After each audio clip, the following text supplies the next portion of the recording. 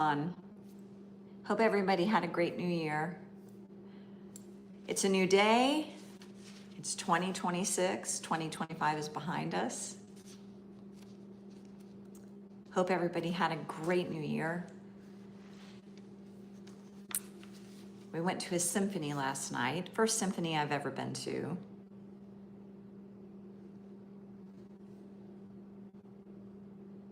Let's see. There we go. So for 25, to end the year 25, we decided to, hi, Mrs. Paula, how's working out going? I just decided to hop on live. I'm on vacation and I have a little extra time. I'm watching your workouts and you're doing a great job. So congratulations. It's a journey, isn't it? I was just saying that my husband and I, we went to a symphony last night and I never thought about culture in my life. So this year I decided I'm going to add a little bit more culture to my life. The symphony was great. You are so wonderful. Thank you so much. We decided that we just were going to go to the symphony with some friends who had some extra tickets, and it was amazing. I don't know why we've never done any symphonies or added more culture to our life.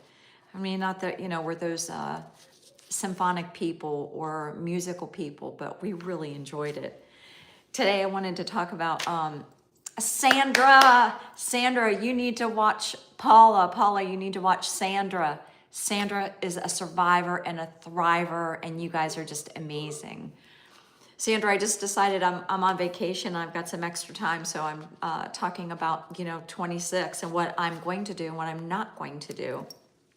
So in 25, I had boundaries, but not as the boundaries that I should have had, but I'm doing it this year. And I just did a video that I put up. And, I am not going to put up with things that I've put up with in the past. I am not going to compare myself to others. Not that I really did. I kind of march to my own beat. And it's a good thing because I'm not interested in keeping up with the Joneses. I am not interested in being like my neighbor. Well, no, we're country people, so it all works out really well. I'm not going to have to over-explain myself. If I don't want to go to something, I am not going to go to something. I also said in my YouTube video, because somebody, hi, how are you, Surya Putra, I believe it is. I am not going to try to keep up with the Joneses. I'm not interested. Because the Joneses have 500 friends or 1 million friends, I don't need 1 million friends. I just want to have one good person in my life. I want engaged people. I'm not interested in a popularity contest at my age. I don't have time. I don't have the energy.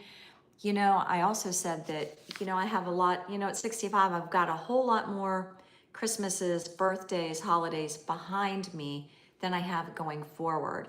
And I'd much rather focus on the going forward in my life and not comparing myself to other people because I can't. I don't have the energy, and that's not where I want to put my energy. I love living where we live. I love living a simple country life. I love my circle of friends. And I don't know about y'all, but as life goes on, my circle of people just gets smaller and smaller and smaller. Because sometimes it takes, a catastrophe or something terrible to happen. Hi, Debbie Sue, how are you? How are you feeling? Y'all need to connect. You guys, I know that, I know Miss Paula, you and Debbie Sue were friends, but I'm not sure if Sandra is, because Sandra is just an amazing person. She's a cancer survivor. I don't know if I can say that, Sandra, I'm sorry, but I did. But we have so much more behind us than we have in front of us. So choose wisely. I like to live in the country. I like to garden. I like to can. I like to spend time with my family. I don't have 1 million hours a day to do random stuff. I mean, I don't live on social media. I don't live socializing with friends. That is not my priority. I love Jesus. He's my priority, and serving him and being a servant for me is my priority. I volunteer. I volunteer at a local thrift store. And this thrift store, the purpose, when they sell something, everything is donated, and all the proceeds go to feeding our community. It's part of the food bank. So this year I was thinking something I've never tried before that I want to do. I have kind of regular, I don't want to call them customers because they become more like family or friends. I want to be able to work with the people that have just gotten out of jail or that just got out of rehab or have really fallen on hard times and they may only have $10 or $15 or $5. I want to be able to know the clothes and give them a wardrobe with what they can afford so they can go interview, so they can go find the job, so that they can go out and be productive citizens of the community and feel good about themselves. I am so blessed. I'm so blessed with my life and where I am and what I have. And, you know, I've lived a corporate life. I have had the things, the stuff, I've done the stuff. I've traveled the world. I don't need to prove myself anymore. Those career days of social climbing and all of that, those are in the past. I love that you guys are connecting, because that's what this is all about.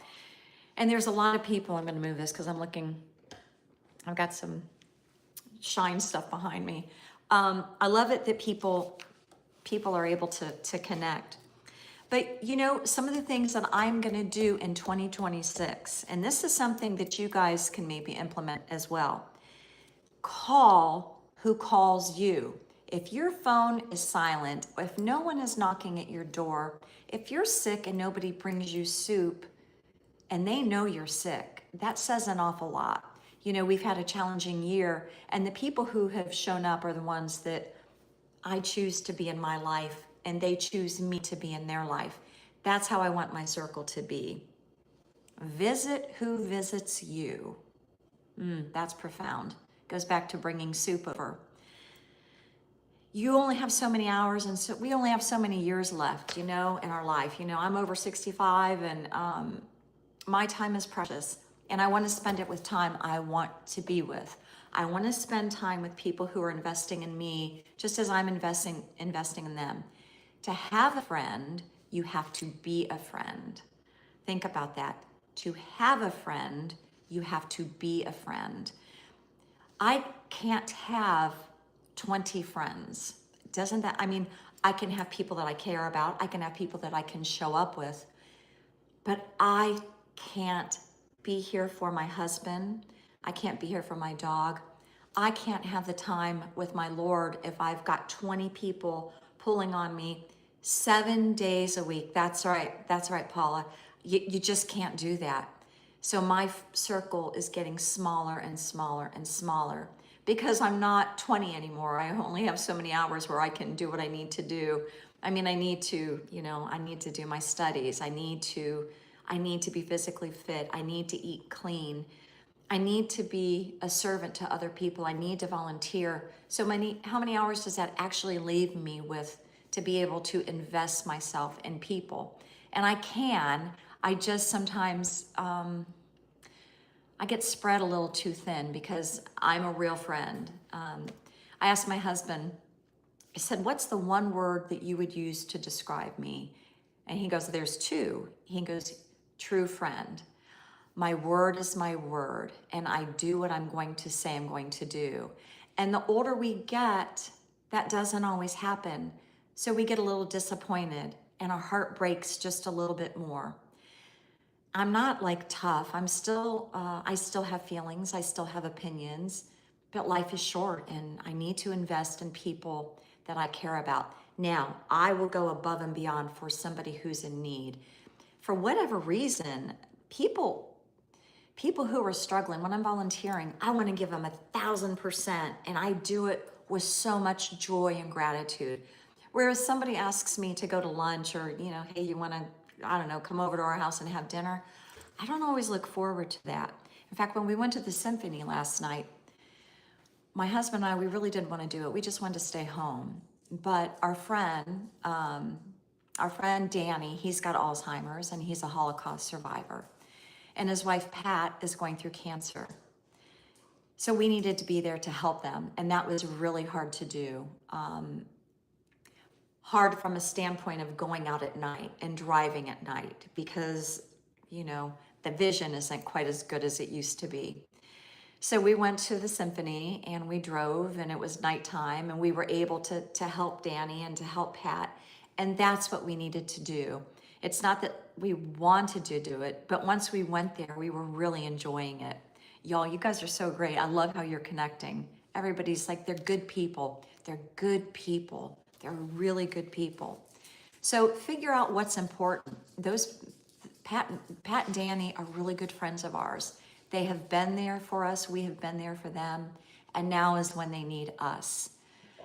Danny's got some amazing stories from being a Holocaust survivor. And it's truly heartbreaking.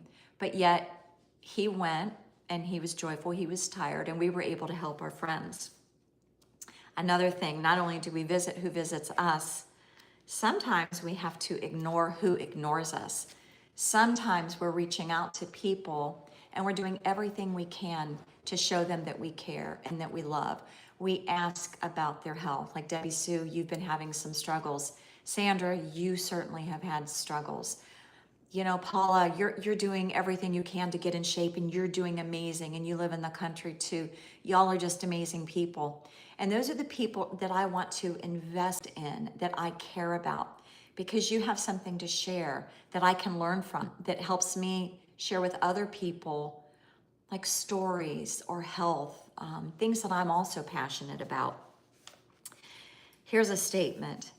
If the why is powerful, the how is easy. Listen again. If the why is powerful, the how is easy. Why did we go to the symphony? The how was easy. We just had to get in the car and go and help our friends. And that's what we did. Sometimes the unexpected is the greatest blessing we can ever get.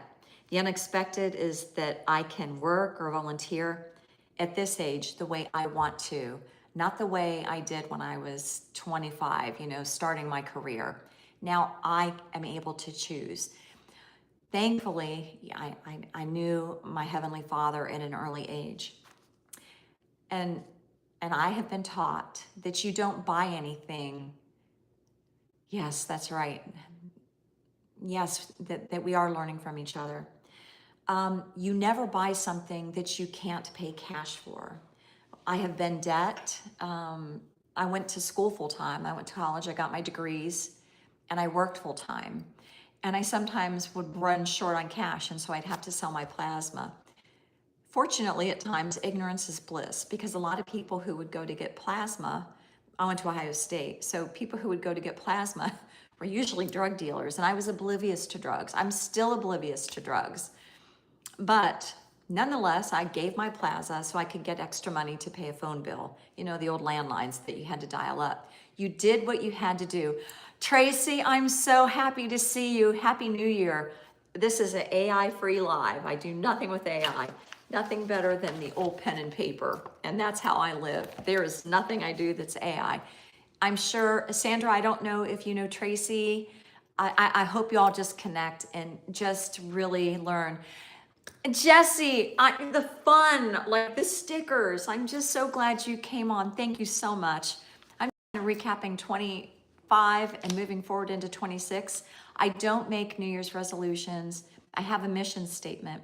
And my mission statement, you know, I was on with What's Up Boomer. I was on a live one. And my mission statement is, and again, it's in the four Gospels, I am going to flip tables with joy and boundaries. I am going to flip tables with joy and boundaries. I am not going to sit idly by. I never did. I'm involved with human trafficking. I am working really hard in justice for people. And I'm not going to stand over in the corner when I see something that may not be right. I am going to be more bold with Christ on my side. I am going to stand up for the people that may not have the voice. I'm going to be more aware of people who need help.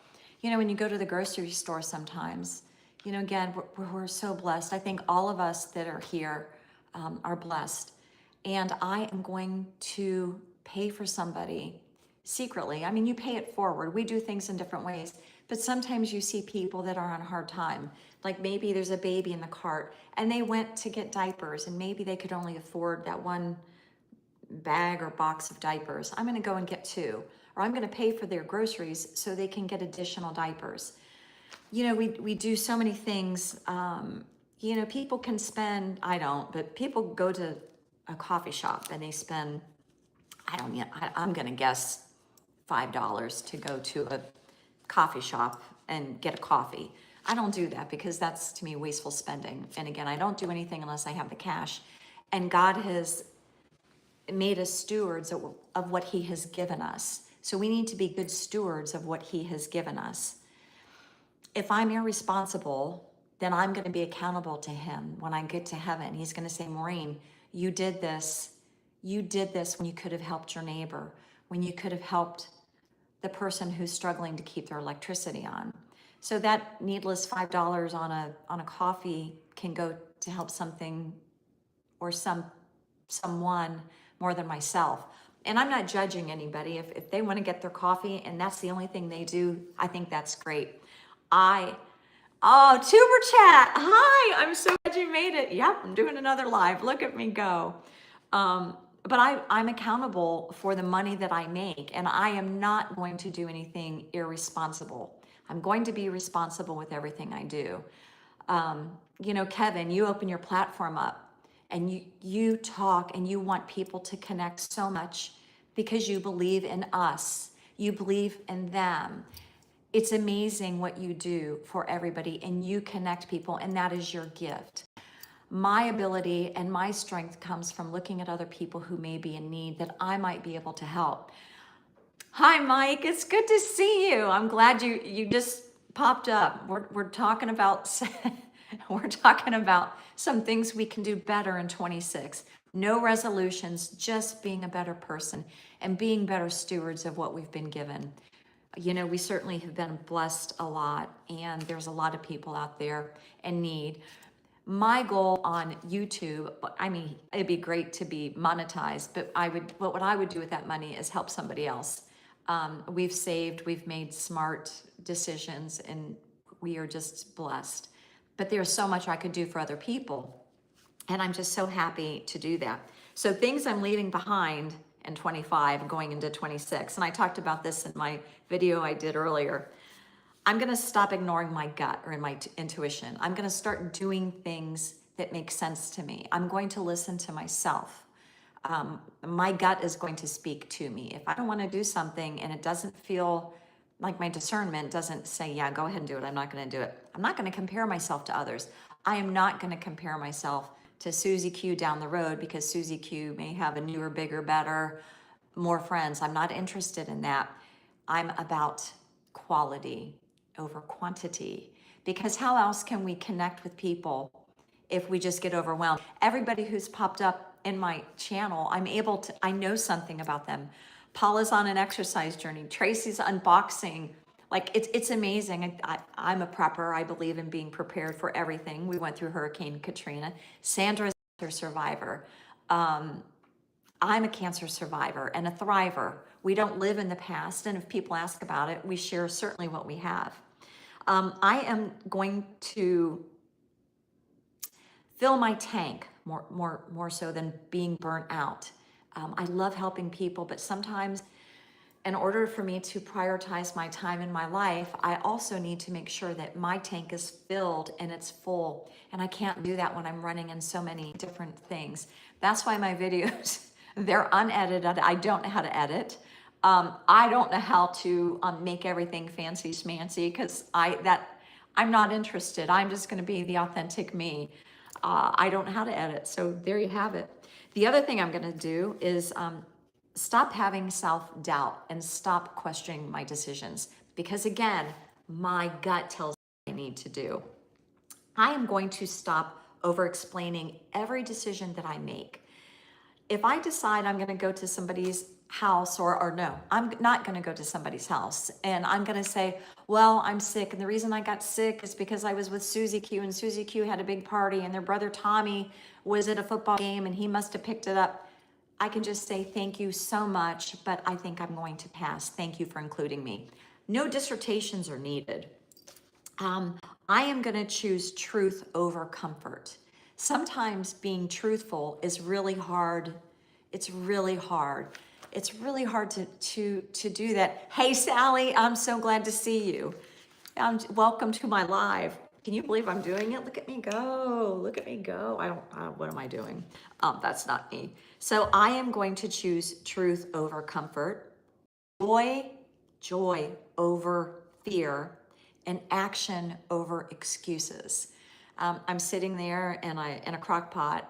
I'd flip the phone over and show you, but I don't know how. So again, I'm not the expert in this. I'm living my truth. I'm living what I say I'm going to do. I am not going to live an existence of somebody I want to be. I'm going to live an existing of being who I am. And y'all, you need to connect. This is, I think you guys are all so good in doing this. Oh, that's good, Mike, that you don't give reasons to people you don't know. Yeah, let your yes be yes and your no's be no. That is so true. But I think part of being, in the past, I had issues with being a people pleaser. And so I felt like I needed to go above and beyond because I'm like, I want to be truthful, but they're not losing any sleep over me or losing any sleep over my decisions, and I don't want them to. It's unnecessary. And so many people do that. And Mike, I'm still working, I still have my notes, me and my notes.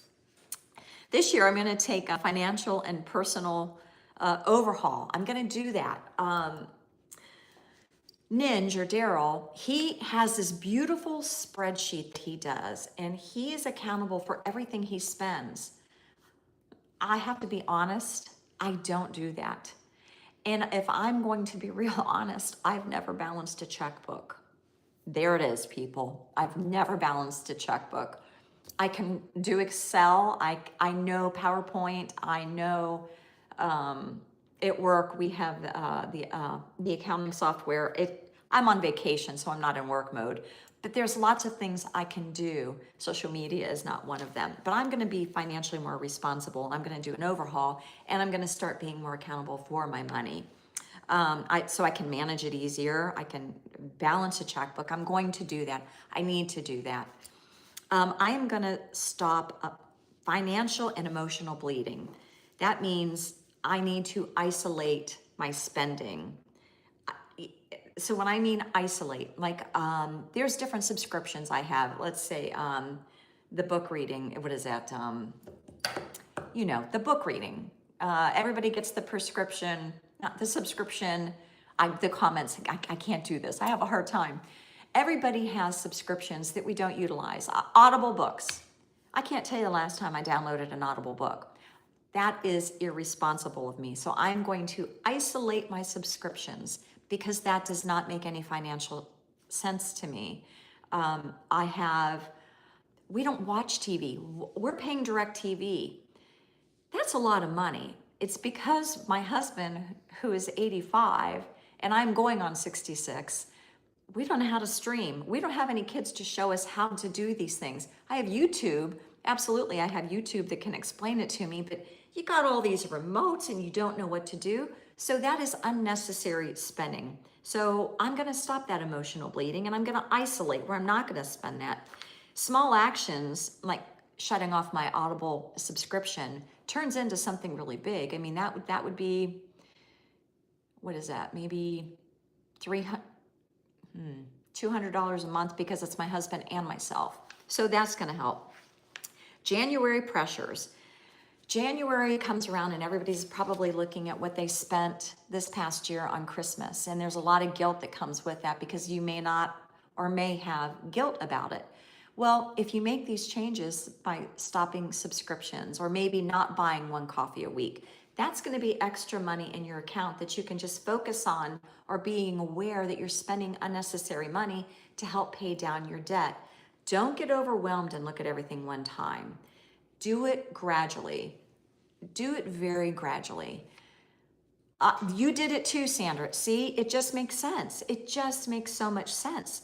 My husband and I both have our own Netflix account because we don't know how to make one account. That is unnecessary spending. That's just ridiculous. So there's no excuses. YouTube has everything. I'm not going to get on Chat GPT. I don't even know what it is. I'm not going to do that. That is unnecessary. Look, I got enough issues with my only, I got enough issues. I don't need Big Brother watching any more of what I do. And the Big Brother's listening to everything I talk. So I don't need to give him any more information by talking into a AI thing to give me any information. I can use my brain. God gave me a brain to use.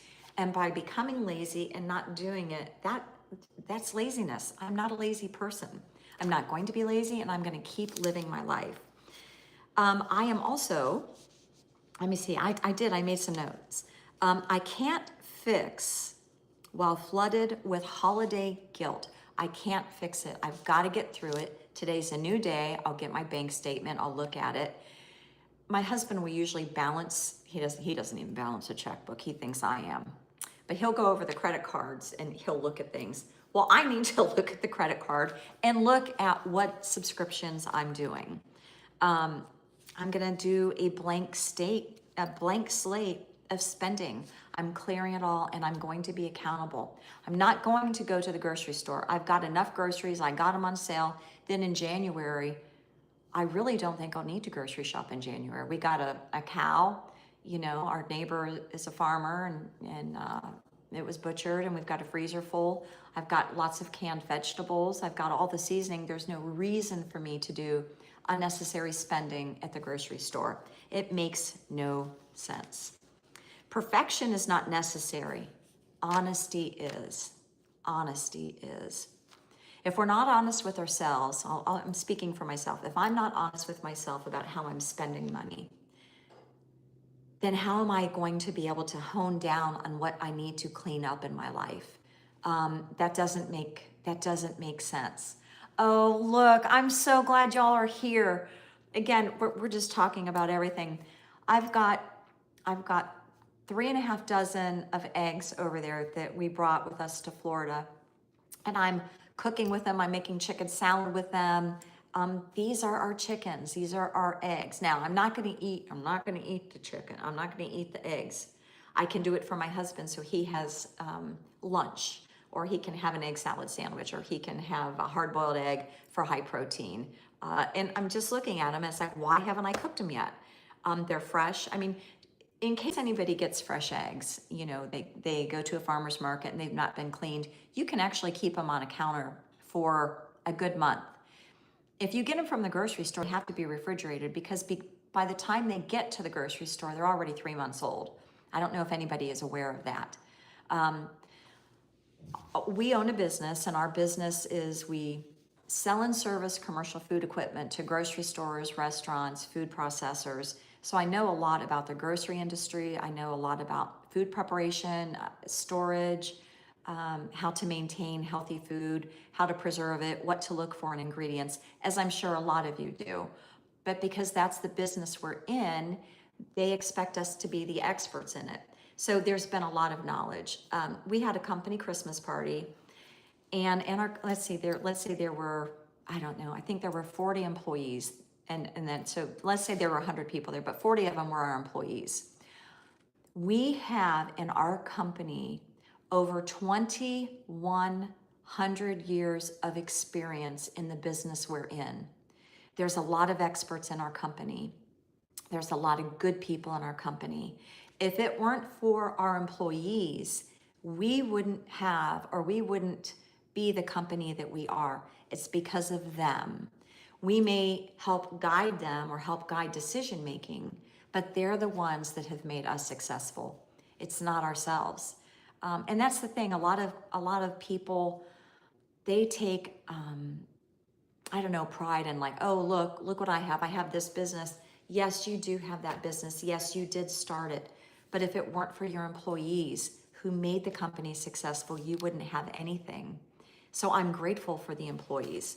And again, I guess this all goes back to having discernment and making good decisions for our food choices.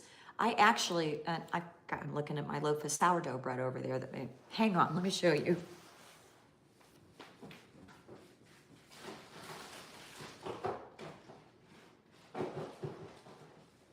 This is funny. Truly, I really do everything I say I'm going to do. Here's a loaf of homemade sourdough bread that I made, and I actually will take and I will grind down the flour. Here are our eggs, and they're not clean. And you can see there's many different colors. And this is one of the dozens I need to boil. So I need to do something with these, and I've got plenty more over there on the counter. So I truly do practice what I preach because I know what is in the food. I know that our food is being contaminated. If I could have a channel, I would go down the rabbit hole, and YouTube would ban me. I've already been banned for talking about health and nutrition, and I believe that God gave us everything we needed to heal ourselves. What are we going to do with that? I'm supposed to share what I know, and I do. This isn't the platform. I once was talking about castor oil and all the benefits of it. I have dry eye. This eye is always red. Oh my gosh, without glasses. I can't even wear contacts. These are so thick. But I will put directly in my eye, my left eye that's dry, castor oil, just a little drop of it. Castor oil has been amazing for me. And I have had allergy shots for years that didn't help. I have went and gotten weekly allergy shots that have not helped. So I started putting castor oil in my eye. I would put it on my eye and on my face, but now I'm putting it directly in my eye. Let me tell you about rashes. Rashes are an overgrowth, usually a yeast problem, but if anybody has a handheld red light therapy or they have apple cider vinegar, what you can do is dilute a cup of water with a tablespoon of apple cider vinegar, and then you can take a cotton ball and put it in and put it on your rash. If you want to get a little bit more aggressive, you can take maybe this much water in an orange juice glass and 2 tablespoons of apple cider vinegar and drink it. Drink it for 3 days. Typically, a rash can go away that quick if it's a rash. The other thing that's going to help a rash go away, like an overgrowth of yeast, is red light therapy. People have no idea the benefits of red light therapy. It helps with shoulder pain, with arthritis, rashes. I mean, red light therapy is amazing. If you're ever going to get in a sauna, now I'm on a health kick. Now it's like you get me started on health and I can go on and on. Red light therapy helps detox your body. But if you don't have the opportunity to get in a shower immediately after sauna. If you don't have the opportunity to get in a shower after you're in a sauna or have towels, your body is expelling all kinds of toxins. So make sure you have wipes when you're done. Okay, red light therapy is amazing. Try it on your skin, try it on rashes, it'll go away. I'm here to tell you, I've lived a life of rashes. My first cancer was ovarian cancer when I was 32. I didn't know about this, and this is what started my journey on getting healthy. That's when I went back to get my PhD in naturopathic medicine. I believe that God has given us all the things we need to heal our body. Cilantro. Cilantro is a superfood. I love cilantro. You can use that as an antibacterial food to help reset your microbiome, your gut. People don't know about that. Bananas, potassium. Meat has zinc. So when I talk about carnivore, if we're eating grass-fed meat, it's got all the zinc, it's got the vitamin D, it's got the phytonutrients that our body needs. If it's pasture-raised, now I know we're getting sprayed from chemicals. I know that with our food source. There's a way you can help, when you cook your meat, it's gonna eliminate a lot of that, but I try to buy everything that's just natural and healthy. So when you do things like that, you're giving your body everything it needs. So a cow is going to be, it's going to eat the grass, it's going to eat the trees, it's going to eat greens that are natural, that are of God, that are, in Genesis, in the book of Genesis, I think it's on day 2, God created the plants and the seeds. So he created that to be uncontaminated. So if you can find a cow that's locally raised, know your local farmer. Tracy would probably agree with this. Know your local farmer. Know your chicken supplier. Because when you do, it's not going to be loaded down with toxic food, processed food. If I can avoid it, I'm not eating processed food. Magnesium cream, I'd show you what I get. I'll tell you, get Mo Magnesium. Mo's Magnesium is on Amazon, or a spray is by Blessed Botanicals. Her magnesium is pure. If you ever put magnesium spray on you, like my rotator cuff surgery, I'll spray it on there, and if it tingles, if you get tingling when you put magnesium spray on your shoulder, that means your body needs more magnesium. So I'll keep spraying, and sometimes it feels like little prickles, but that's because you are magnesium deficient. Most of us are. People aren't going to agree with me on this, but I do not use sunscreen. That's right, people. I don't use it. If I am, it'll be natural, because think about the early settlers.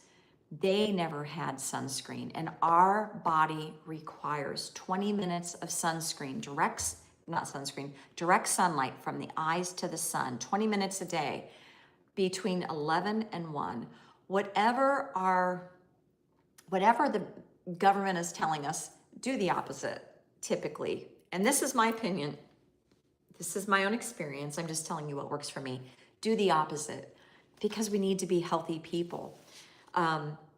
Okay, what else is my other super thing? Vitamin C. Okay, well, now we're gonna talk stuff. Our body is also so depleted of vitamin C. So there's something called a dosing level. Most people will take 1 tablet, or is it 1,000 IUs of vitamin C? 1,000 units of vitamin C is not near enough for our body.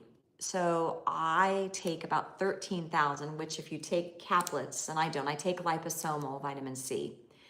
The dosing level, and try it every 15 minutes, you try it, and then when you've reached the maximum of vitamin C that your body can handle, you're gonna have to use the restroom, and then you back it down. So that's how you know how much how much vitamin C you need.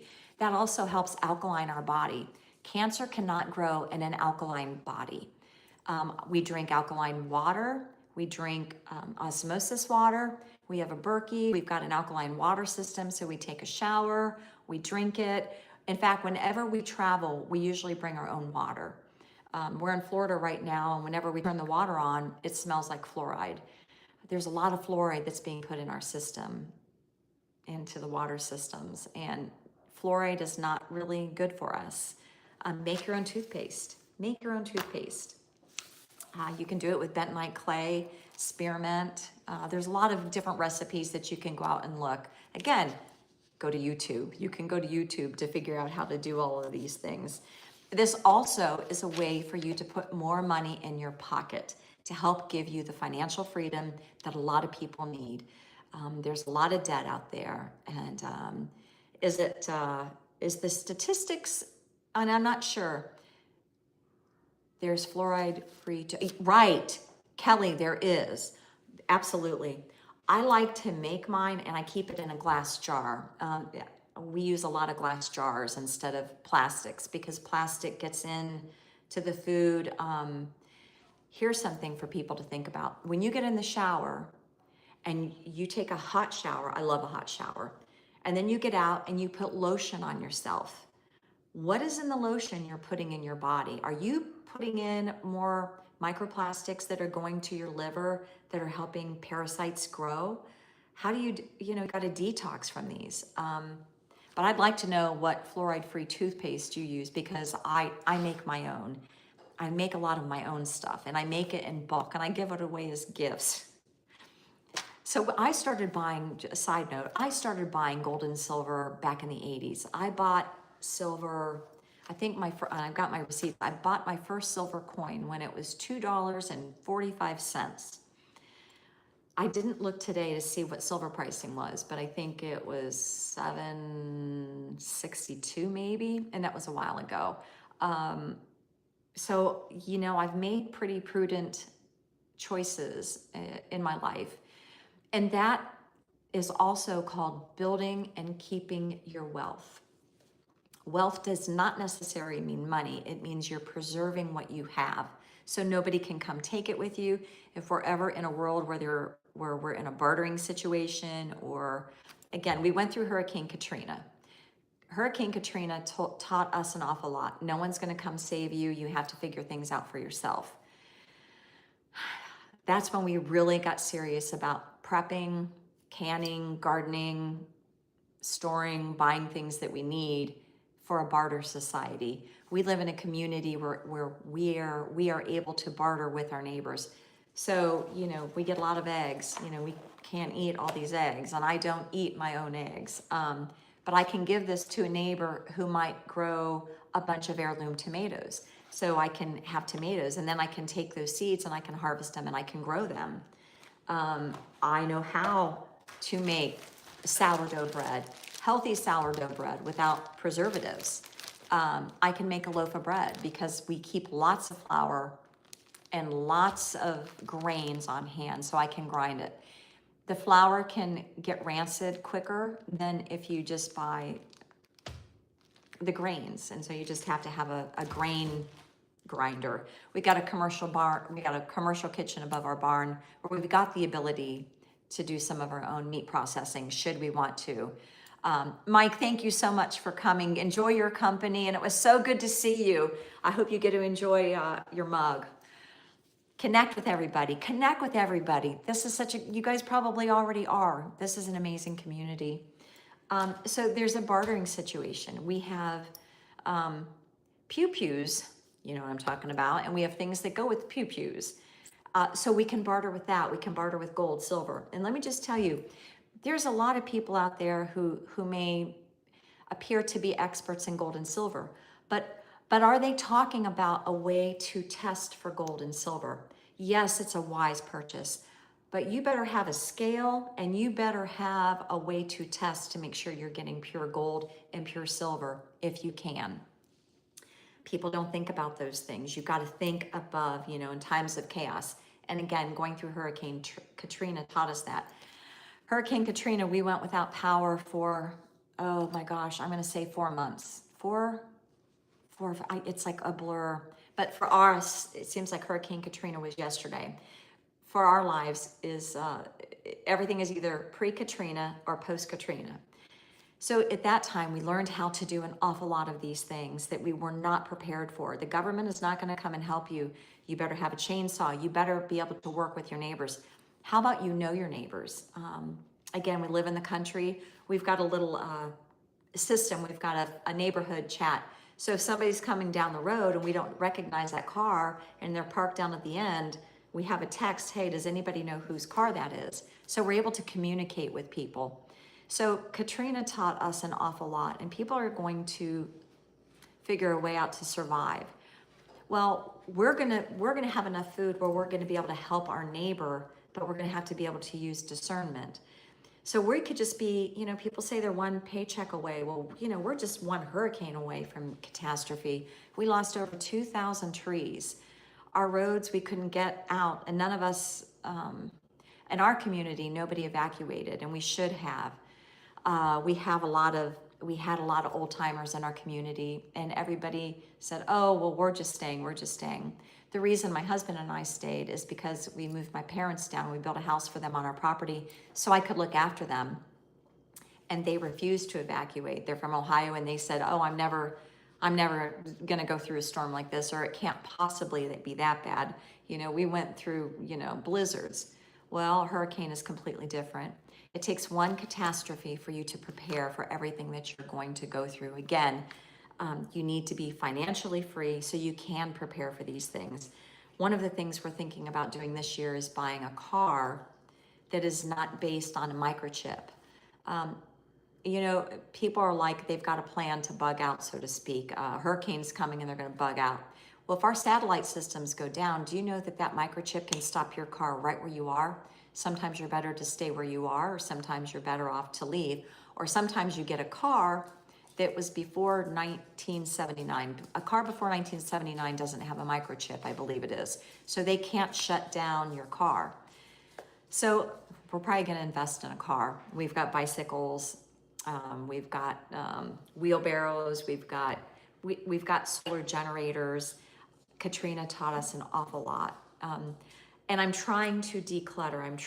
I'm not going to live in fear. I'm going to live in faith. I am not going to live in fear. I'm going to live in faith. But God has given us discernment so we can help our neighbor. And that's how Bob and I want to live our life. We want to help our neighbor. And by sharing some of the things I shared with you today, maybe there's something that you guys can take away. Oh no, we absolutely have a car. We have a lot of cars, but we need a car. We would like to have a car before that's older than that's before 1979, because if a car is after 1980 is when they started microchipping cars. When you microchip a car, again, if the government or whoever wants to shut down the satellite system, they can. So wherever you're going in a car, you're dead in the water. You are stopped where you're going to stop. So if you have a car that doesn't have a microchip and you need to get somewhere, you can do that. Even these electric bikes have microchips in them, which I think is great.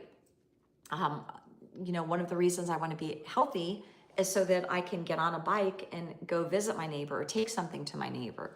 We even have walkie-talkies. You guys, I'm sounding like a crazy woman.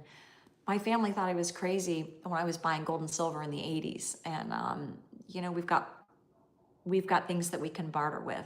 But we do have a car, but you need other means of transportation in case they shut the microchips down or the power grid goes down.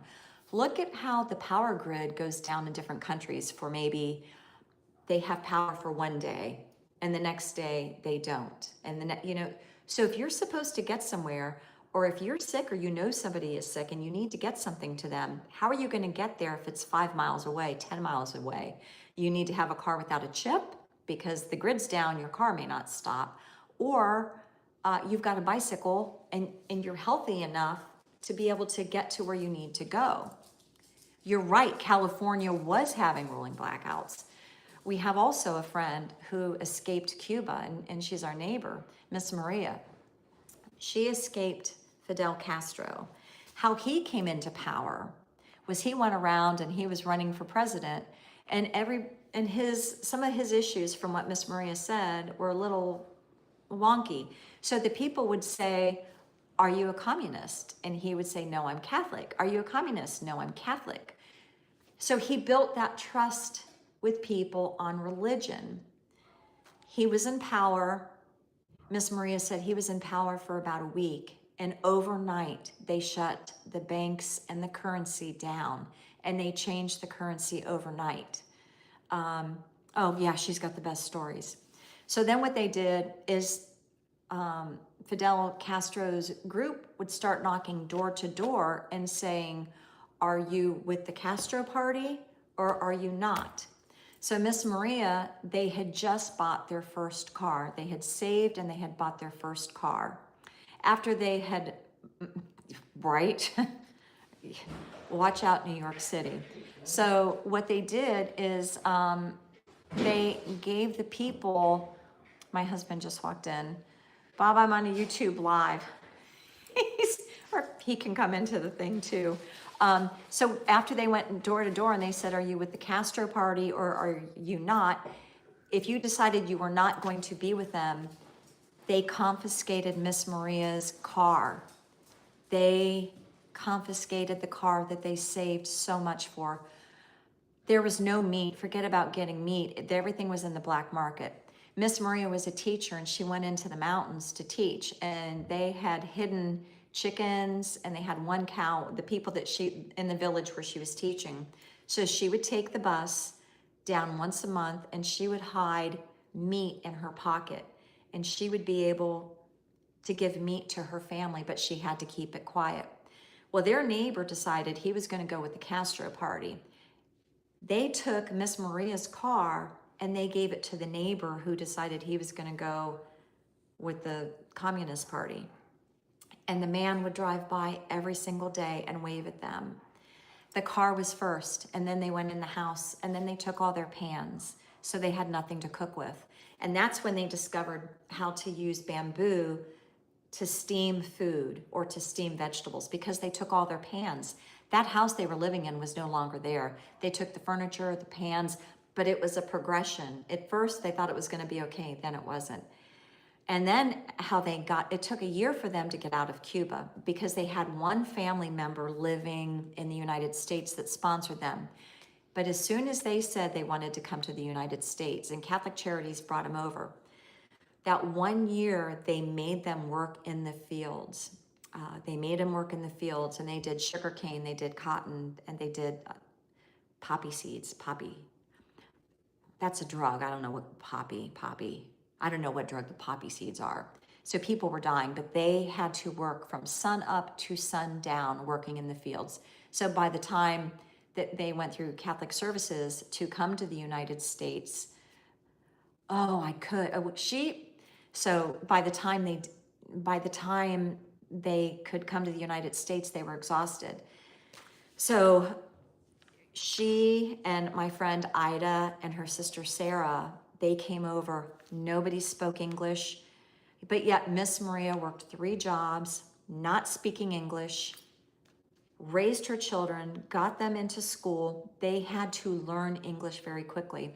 I asked Miss Maria if she would ever talk about it. I could get her a platform where she could talk about Cuba and the communist regime. And she says, "No, Maureen, no, let them figure it out on their own. They're stupid." So she tries to talk about it, but because a lot of the, I'll say the youth, I'm going to say the youth and some of the older people, they're all about what goes on with socialism, like spread the wealth. There's something to be said about sharing what you have. And when we believe in what God tells us to do, then we're going to share whatever we have with somebody else anyhow. So she said she won't teach people. And now that Danny has Alzheimer's, he's shared a lot of stories with us about what they went through in Nazi Germany. So his dad, they were in Israel, and his dad was an entrepreneur. So they took Danny's dad. Danny's 89. I think he'll be 90 in March. And I'm hearing more about the Holocaust now that Danny has Alzheimer's. But they took his dad out of the home, and he had to work for Hitler. This could get banned, whatever, let it get banned. But his dad ended up working for Hitler, and he was an inventor, and he made a lot of money for Hitler doing that. In fact, one of the inventions that he did, I don't know, my parents used to smoke. They'd smoke 3 packs a day. But in the old days, they had like a lighter case, and they'd put the Bic lighter in the case, the pretty silver ones, and they'd flick it. And he was the one who came up with that. And then because he was such a good inventor, he let Danny and his mom they were on the first plane out of Israel, and they went to England. So here Danny and his mom went to England, and he didn't speak the language. He only spoke Hebrew. They sent them to live in England, so they were kind of isolated. Well, Danny had to make up for it to fit in, so he became an extremely athletic person. In fact, he went to Mexico and he played professional soccer. He did that to make his dad mad. And then after that, his cousins sponsored him and his mom to come to the United States. Well, Danny ended up being an incredible surgeon. He's got the patent on skin grafting for burn victims. He's quite an accomplished man. Right, yeah, exactly. I just hope they don't shut this channel down, but I'm just sharing truth, and hopefully people can get out and share these stories. So anyhow, he went on to become an amazing surgeon. He's got the patent on skin grafting. He's worked so hard for Israel, for England, for Germany, because of what they had gone through. And now his genius mind is deteriorating, but I'm getting to get so much history. In fact, I've got some videos of him sharing some of his stories, and I will ask permission from his wife to publish them one day because they're fascinating. One thing I am going to do is I know somebody, and my husband knows him. He used to work at the pharmacy that we would use. He spent 27 years in Angola prison. Only 2% of the population in Angola and Louisiana actually ever make it out of Angola. Robert was one of the ones that made it out of Angola. And he has got some stories about being in Angola and what goes on in the prison system. There's no rehabilitation. They bring in drugs. There's a system even in prison that I would never even thought of, but he is somebody that I'd like to do an interview with. I got to just put these people in my life to share things about communism and how it's not a good thing. I think about all the people in New York City. We went years ago when it was free, and I said, Bob, do you want to go to New York before? I think it's Mondavi or Mondab. I don't even know how to say his name. I said, do you want to go before he comes in? Because he's going to change all of these things. We know a lot of business owners in New York City, in the business that we're related to. And yeah, learning centers. So that's what's going to happen. What's going on in Minnesota is actually happening in New York and in Columbus, Ohio, which is where I'm from. So yesterday, there were live videos in Minneapolis of the Somalian population changing the signs. They were doing it live. I can share a lot about a person.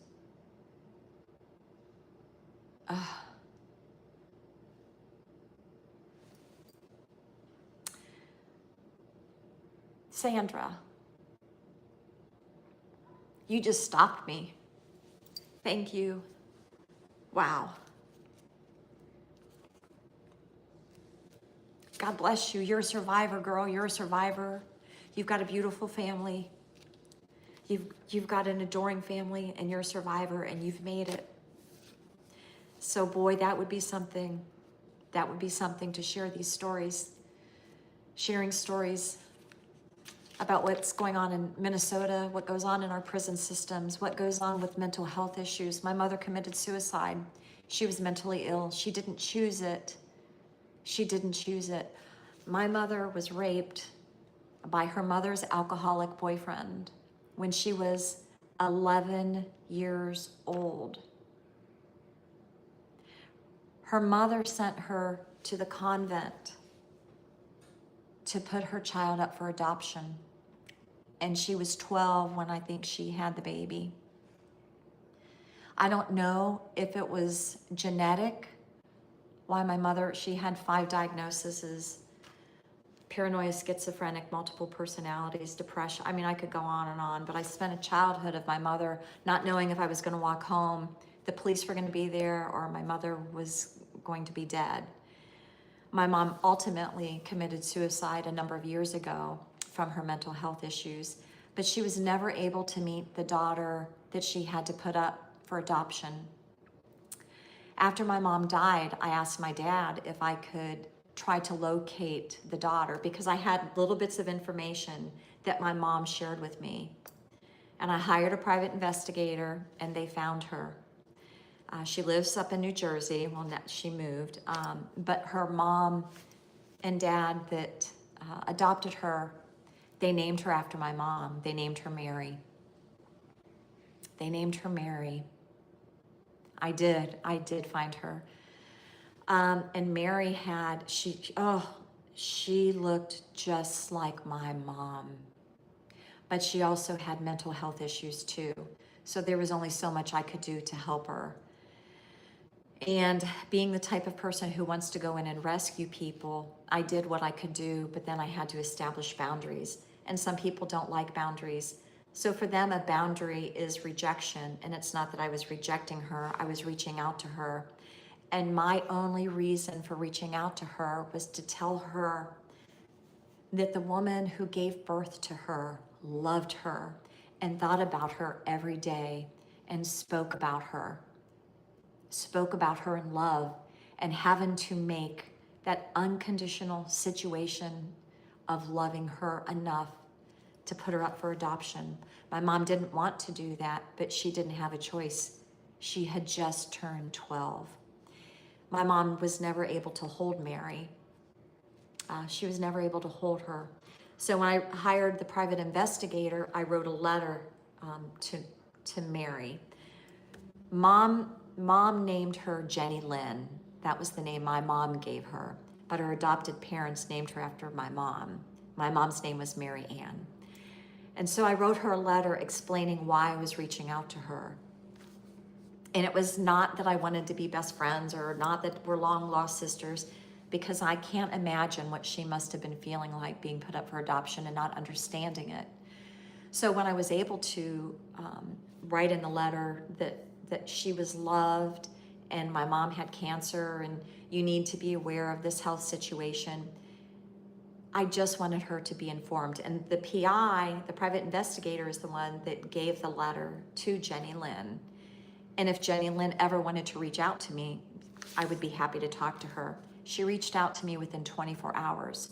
So that desire was in her heart, and I know it was. She's on Facebook. I'm not on any social media platform other than YouTube, and I'm speaking to the world. It's kind of ironic, isn't it? But I guess mental health, nobody chooses to be mentally ill. Our prison systems, there are so many people in our prison systems who have mental health issues, undiagnosed health issues. A lot of the people are veterans or people who suffer from mental health issues. They're schizophrenic. They have multiple personalities. I know this to be factual because I would go to the prison and I would visit them. I was in a leadership position in the town I'm from, and I would go and visit them, and I saw what isolation looked like. And when you isolate people like the way they did and you don't give them fresh air, that's just going to make them worse. That's just going to make them worse. It's going to make them worse. Hey, Ninj, I'm so glad you're here. I was telling them about my mom, who was raped by her mother's alcoholic husband, or no, boyfriend. It was a boyfriend, and my mom got pregnant and was sent to the convent and had to put her daughter up for adoption. And I reached out and I connected with her, and we're talking about the prison systems needing reformed. We don't need more prisons. We need reform. I'm a conservative. I'm just saying that. I'm a conservative. I'm not a liberal socialist justice warrior, but I am a warrior of social justice. I've seen a lot of corrupt politicians. I know a lot of corrupt politicians from the business I'm in, from the people I know. I stay clear of them, but I know them. I know way too much. I know people who know way too much. But I believe in humanity. I believe in good people. I believe that there is hope. I believe that we have free will.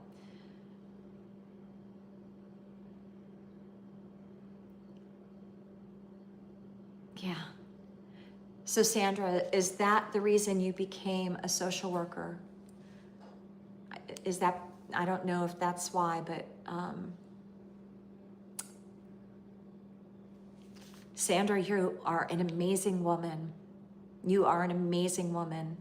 Your past does not define who you are now, and I know you know that. Our past does not define who we are. We do not live in the past. We are made in God's image. We are who we are because of what we have been through. That's why I care about people so deeply. That's why I love volunteering. That is why it's important that we always look for our neighbor and we look after humanity. Absolutely, absolutely. Sandra, I think you have a story that needs to be told. If we all understood and got into the Word of God, we wouldn't need all these self-help books. I'm sure it helps a lot of people. I'm not saying anything discouraging about it. Every answer that we need or that we question is in the Word of God. We don't need all of these other books. Maybe it helps people. I'm sure it does. But all of our answers are right in the book. Yeah, our past is... Yeah. Oh, I would... Is that the book you were talking about, Sandra? Everybody connect with Sandra. I don't want to share too much. I don't know what I can, but Sandra has a channel, and she's very open and honest about her health issues. She's very open and honest about it. But if we read the book, if we read the Word of God, and if we live according to it, then I think our whole society and our world is going to be such a better place. And that is going to be my goal for 27, is be bolder in Christ. My husband and I will be out somewhere, and I'll say, Bob, I'll be right back. And I go up to a complete stranger and I ask them, can I pray for you? I mean, I'm going boldly. And Bob is like, what? If we're with people, Bob will say, does Maureen know that person? Bob says, nope. But that is the Holy Spirit telling me, go and pray for that person. And I will walk over boldly. And it could be in a restaurant, it could be at a party, it could be in a store, it doesn't matter. When I'm told to do something, I'm going to do it because I want to be obedient to him, not to me. And sometimes it's scary to do that because you don't know who you're walking up to, you don't know who you're walking into, you don't know what you're going to do. So there I go. I just walk up to strangers and ask if I can pray for them. And I may be that only person that they have been able to talk to in a year because they don't want to talk, because they're holding so much pain that we don't know about. A smile is free. A smile costs nothing. Do you know it takes more muscles to frown than it does to smile? If you smile at somebody, you may be the only person that Susie Q is seeing for that day. Yeah, I get upset. Yeah, I'm human. I'm like, if I'm in the car, I don't get, well, maybe I do get road rage. I get mad when people cut in front of me. But that's something I'm going to work on, because I don't know if they're trying to get to the hospital. I don't know if they're trying to get to their dying parent. I don't know what's going on. So here I am getting mad at them. You know, we need to slow down. We just need to slow down, and we just need to focus. We just really need to do that. You know, I know everybody that's on here, they're Christians, and I'm just so thankful. So I think about YouTube. I've told my husband, I'm like, oh, I don't know if I'm going to do it, because is it helping? I do love my keto lifestyle. I do keto carnivore. I love that. But my passion is more people. I'm not interested in making money. And if I do make money, it's going to help somebody. My intention is people. I love people. God put me on this earth to be a servant. I have a servant's heart, and I look for opportunities to be that servant for people. And like, what a privilege it is to serve people of all walks. And I don't care if you're Somalian, I don't care if you're Asian, I don't care what you are. I want to be a servant. Now, if you're ugly and you live an ugly lifestyle, I may keep you accountable. Yeah, I really have thought about changing my niche. And the thing is, you know, I've got a mentor, and he's like, here, this is what you're an expert in. And I am. I could walk anybody in a minute through the keto journey or through a carnivore journey. I've done it for 9 years. I've lost 70 pounds. I wear clothes that are always oversized because I think it's just because I feel more comfortable.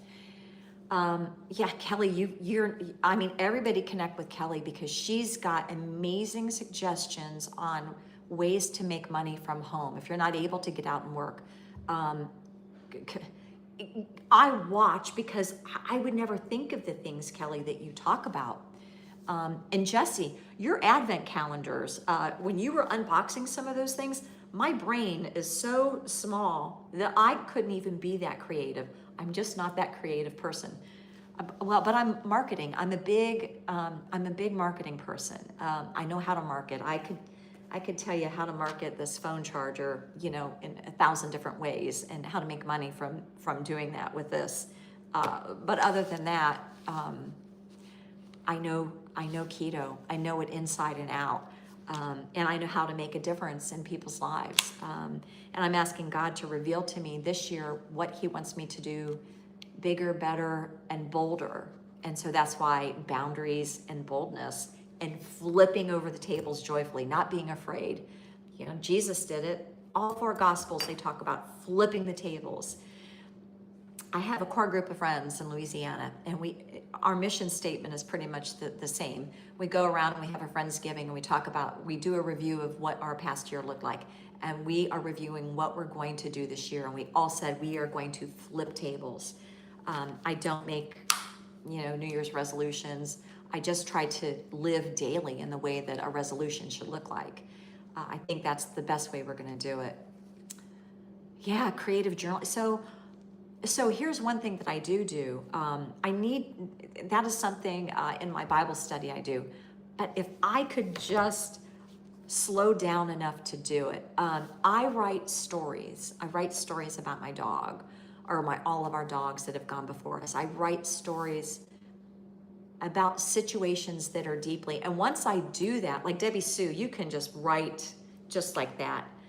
I have to have my mind quieted and still, where I can just write it, and then I could probably write a book on some things, but I don't know that that's what I want to do. And like Debbie Sue, y'all are great at what you do.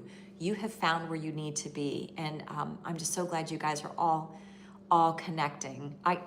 Again, Sandra, you were just, I have no words.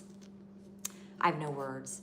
I feel like I'm rambling, and I don't want to ramble, but I just want everybody to be aware going into 26, don't make New Year's resolutions, make changes, open your eyes, be better than you were in 25, because 25 is behind us. We only have something that's in front of us. And again, I always say our past does not define who we are. We were made new every single day. The Bible says, and this is what I believe, we are to go out into the world and to disciple. Go out into the world and spread the good news of Jesus Christ and what he's done for us. A new commandment I give you this day. Forget all the others. I give you a new commandment. And once we follow those commandments, every day that we're living is going to be such a more memorable day. And I have got some life experience. I've got some life experiences that I'm not so proud of, but I know that I'm made new and I'm made whole. I was, again, my home life was pretty. Oh, thank you, Sandra. My home life was pretty screwed up. It was really screwed up because my mom was mentally ill, and everybody in our small town knew it. And I'd be sneaking out. 8 years old. I'm out riding my bike on the other side of town at nighttime because we didn't have to be in for dinner. We didn't know if we were going to have dinner. We didn't know who was going to be home. Back in the 60s, if somebody was mentally ill, they would put them in a state institution or they'd put them in a private mental hospital. And back then, they were in a hospital for 9 months, 12 months, 14 months. That was it. So we basically grew up in a home where my dad was working 3 jobs, and he worked until the day he died almost. My dad was working. So people say, oh, I can't do this, I can't do that. No, you can't. Again, we've got Kelly, who's got all kinds of ideas on how to make money. So my dad was always working, and we were home, and we had to figure it out on our own. So we were just wild. I was in the bars at Ohio State with a fake ID at 14 years old. What parent's going to let somebody, you're going to say, I'm going to go to Susie's house and yeah, I'm in the bars on High Street at Ohio State? No, that's not how it works. So I think one of the reasons I didn't have children is because I probably would have been a hovering parent, a parent. Like I would micromanage everything because I would be terrified to let them go. I would be absolutely terrified because I know what I did. I think my sister kind of checked out because we were in survival mode. There's something called a trauma bond. Trauma bonds us, but that doesn't always necessarily mean that it's a good trauma and that we're connected just because we're blood. Sometimes we've got our chosen family, and that's kind of what I've done because of all the trauma our family has gone through up until the day my father died. somebody in my family took my father's hospice drugs within a minute of my dad dying. And I don't think that that's normal or rational. I've got so many stories, but I'm sure each of us has stories. And because of those stories, that's why we are who we are. So anyhow, I just wanted to jump in and just say, I'm just so glad to be here. I'm so glad you took your precious time to spend with me today when you guys could be out. I don't know if it's snowing where y'all are or if the sun is out. And Kelly, send me the name of that toothpaste because I want to look at the ingredients in the toothpaste, the fluoride-free toothpaste, because boy, that would save me a lot of time in making toothpaste. If anybody ever wants help on keto or wants, I'm not, Ninja is the financial advisor, but I've been doing this a long time. You know, we've been pretty successful in our investments and again, I've been buying silver and gold from early 80s before it just went through the roof. I think 26 may be a bumpy year by studying the economics that I study, by reading what I read. So everybody just be prepared, use your discernment. God doesn't want us to store everything up. You know, he says, but don't build up your storehouses.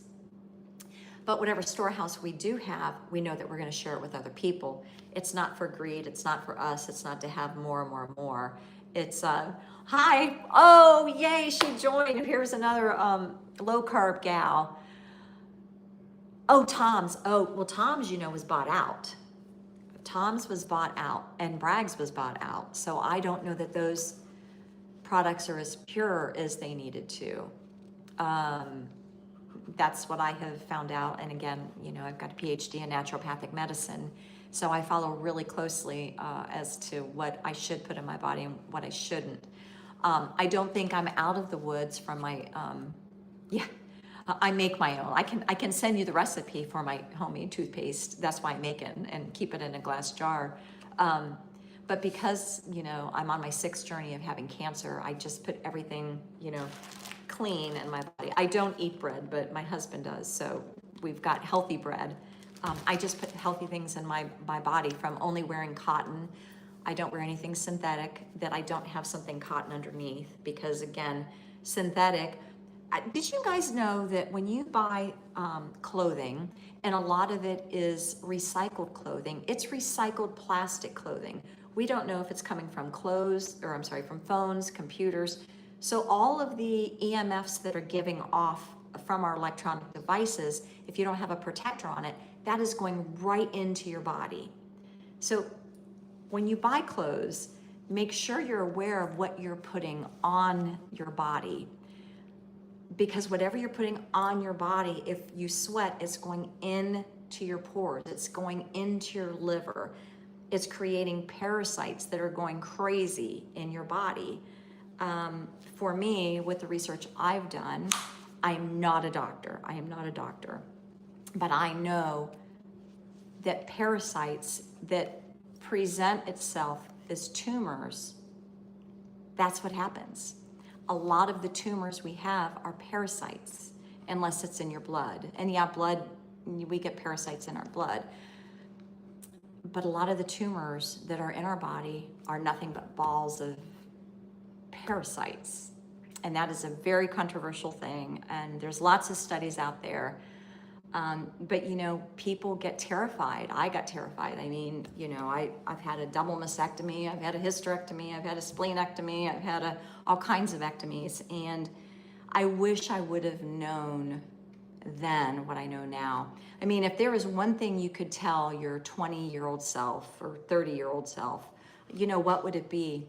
I wish, well, back then, our food and our air, it wasn't contaminated like it is now. There's lots of contamination going on from paint. Everybody before was afraid of lead paint, or you know, the siding had asbestos. So you know, we've been contaminated our entire life with things. And I could talk about this forever and ever, but I'm not going to bore you.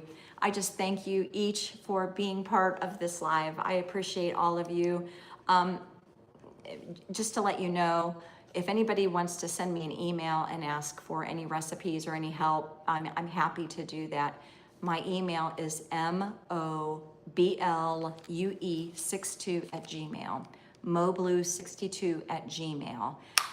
And I can give you recipes. I can, if you need help with anything, just let me know. I'm happy to share it with you. So anyhow, I'm so glad y'all were here, and I hope you have a great day. And I hope I'll be able to turn this phone off without,